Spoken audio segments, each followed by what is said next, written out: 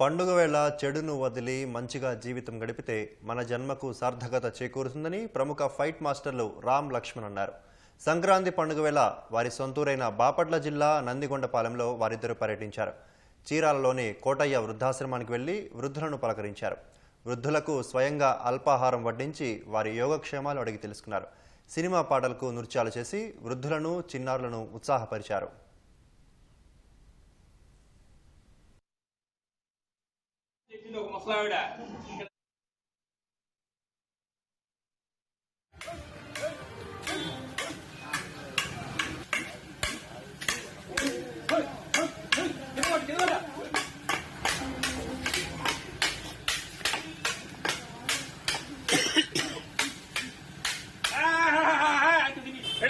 Happy Sankranti! Happy Boli! Happy Kalu! Good. Thank you.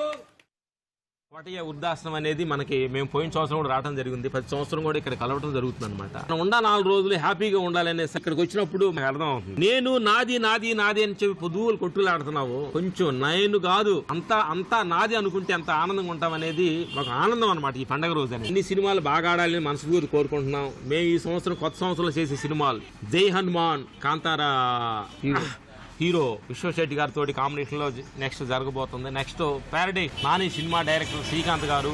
Next Balebabu కొత్త cinema start అవుతుంది. అది కూడా చేయడానికి మన సలహాలు జరుగుతున్నాయి. ఈ సినిమాలో కొంత పాటు చేశాము.